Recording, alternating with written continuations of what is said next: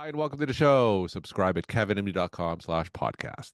Today, we welcome Christina Iwanik. She's a dermatology program coordinator at the University of Connecticut School of Medicine. Today's KevinMD article, which she co-wrote, is Ways That One Can Succeed in a Dermatology Residency. Words of wisdom from a program coordinator. Christina, welcome to the show.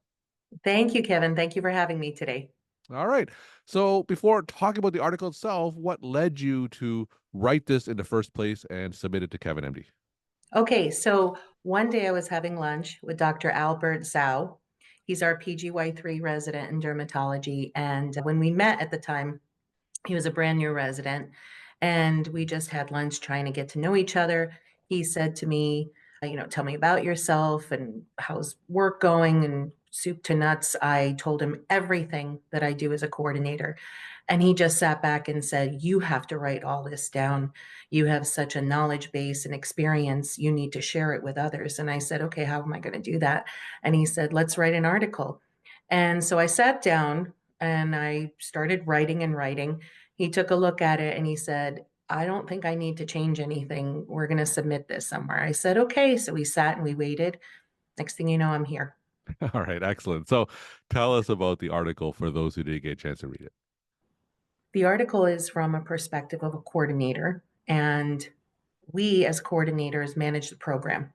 And so every day we are held to task from higher entities such as ACGME, our institution, our DIO, our program director, our chair.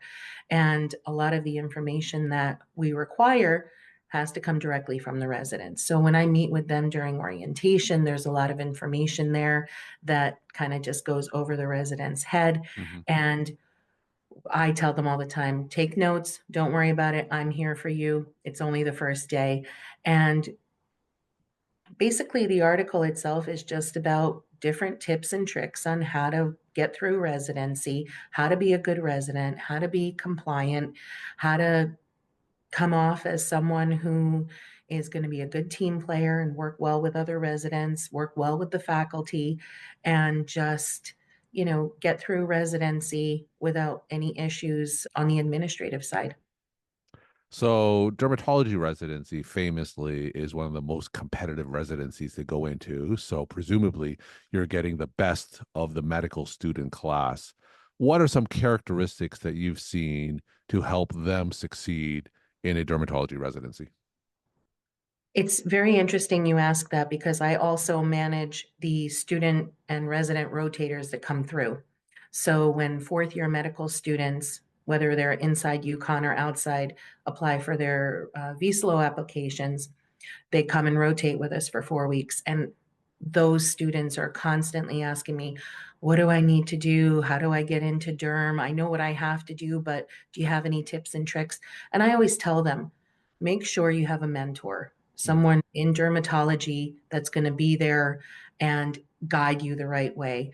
The other thing is publish, publish, publish, keep on publishing, do some research, find a faculty member, even, and there are some locations around the country where institutions don't have a home derm program, so they have to go seek someone at another institution or private practice. Either way, collaborating with them, getting those papers in, articles, research, and I just tell them to be themselves, but also know to be humble and you know take constructive criticism when you're on these rotations and take it, learn from it, and do better the next day. Any tips for these medical students to find a dermatology mentor? So, yes, I think if you are lucky enough to have dermatology in your institution, I think they should start from year one. There's a derm interest group, which is called DIG. They can start joining that. Through that, they can find a mentor. They can even start finding a resident mentor and a faculty mentor. And it's pretty much just approaching them and asking them, hey, I'd like to work with you on a paper, and then next thing you know, that relationship evolves. Now if you're in a program that doesn't have derm in your institution, it's a little harder, Mhm. but again, it's finding someone, going on these rotations. It's a lot of legwork as far as finding the right dermatologist to be a mentor with, but once you establish that relationship and have that collaboration with that faculty member, it pretty much just drives itself. I've always said that for the students that don't have a home program, I say call the derm coordinator and just find out how they can help you. And they'll find someone for you. I have a lot of students that just reach out to me with cold emails. And next thing you know, I'm forwarding them to Dr. Jane Grant Kills, who's world renowned. And we're lucky to have her in our department. She's the one who started UConn Derm. And I'm sending that email to the other faculty members and saying, hey, can any of you, talk to this student? Mhm. And more times than none, they're collaborating with them and they start with their derm journey. Now, what makes a dermatology resident unique in contrast to other medical residencies or surgical residencies for that matter? What makes a dermatology residency special? So the derm residents are, I feel, no different than any other resident in other specialties. They all have to pass medical school, pass their exams, and graduate. But a derm resident, I feel, is special in that they do need to know not only skin, but autoimmune diseases as well. And I've had residents come to me, they were very upset when there's a patient that they just can't figure out how to Mhm. help. They've worked with the faculty, they've worked with colleagues, and, it's very hard. It's not just clean cut where some people feel dermatology is just acne and pimples. It's not, it is far beyond that. So a dermatology resident, there's a lot of studying that has to be done. And one thing I do tell my residents when they match here, they have to do an intern year somewhere. Their PGY 1 year has to be done in either surgery, pediatrics, internal medicine, or transitional. And I say, take that time during that year and just start reading in derm and keep yourself educated, keep on studying, keep on reading, keep on asking questions because it is when you're talking about doing a full body check on someone from their scalp to their tippy toes. And, you hope that your patient comes out nice and clean and everything's great. But, in that one office visit, your dermatology resident could find three things wrong with you. Mhm. And whereas, if you're someone who just deals with OBGYN, then you're just dealing with OBGYN issues. Now, one of the things that we talk about on this show is physician burnout and, of course, burnout in residents and medical students as well. So, from your experience seeing many cohorts of residents, what are your thoughts about burnout during residency and what kind of trends are you seeing and what kind of support services does a residency offer for residents who show symptoms of burnout? Right. So that's a huge hot topic that's been talked about the past couple of years through the ACGME. Our institution here at UConn does a very good job at addressing burnout. We have what's called wellness funds. So our residents are given certain funds to do an activity or two or whatever they need to just break away. I'm in charge of making sure that the scheduling's done right and making sure that they get approved for where they want to go or where they need to go. But they do have counseling here at UConn where the resident, if they do feel burnt out and stressed, they have a private hotline they can call, and that's no cost to them. They're meeting with a clinical physician, and again, privately meeting with them. There is an outlet here again at UConn. We're very supportive with our residents who do express resident stress and burnout. The program director meets with them. They sometimes meet with me privately and just tell me, hey, this is what's going on. We do have a great support system here. And again, it's not just for derm residents here at UConn, it's for all of our residents. So I think people feel sometimes that one specialty burns out quicker than the other specialty. Again, it depends on the resident. So some residents can handle stress no problem with, loads and loads of work thrown at them. And some of them, not as much. I mean, we're all human beings, so we're all wired a little differently. Now, as I said before, dermatology is a very competitive specialty. What are the character traits in medical students that would help them best succeed in a rotation? What kind of questions should medical students ask themselves to see whether they're fit for a dermatology career?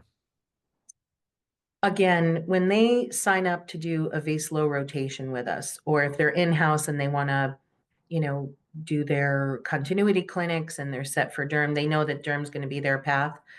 Some of the characteristics would be, again, study up on derm. It's a Mm, lot of reading, and I think most people don't realize how much studying you have to do. There's the Bible book, which we talk about, is Bologna. That's a great book to start with, and just keep on reading. And one of the tips, I should say, that Dr. Grant Kells had said with residency: read the book, and you'll read it the first time, you won't know what's going on, then read it again, and then keep on reading it. And not just that one, but other publications. mm, Again, going back to having a mentor is huge.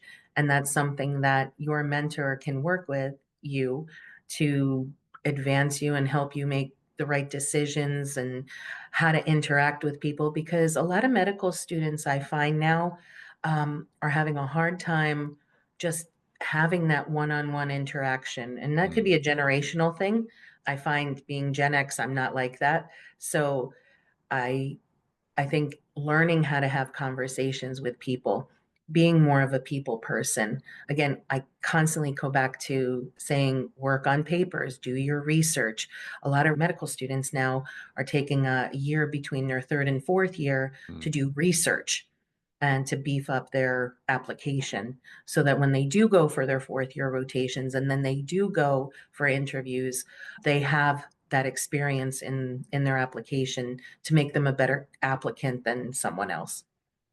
Now, on the flip side, from your experience, any pitfalls or red flags that would make residents or medical students less successful in a dermatology residency?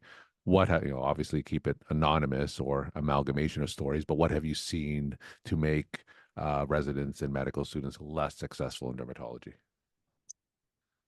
Oh, I always I always say, in a very loving way, know your place in the food chain. Hmm.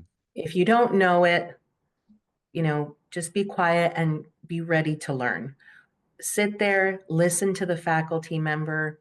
I think what happens is sometimes with medical students is they're so eager, and when they go to present a patient in clinic, they start telling the faculty, the provider, everything about the patient before they write the notes and everything. And sometimes students are too fast, they're missing information.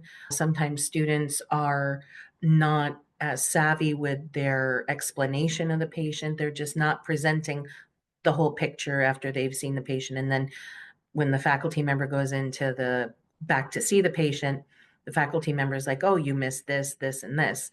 So the students need to be more, how should I say, open to criticism. And I Hmm. think what happens is sometimes students think, oh, how could they have said this to me? That's wrong. And there are some students, and I say this lovingly, that can be a little cocky, and that happens.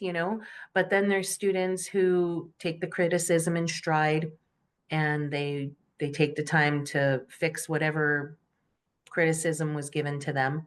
Again, criticism is based on perspective. So you have to understand that whoever is telling you and trying to give you better advice, just take it and, learn from it.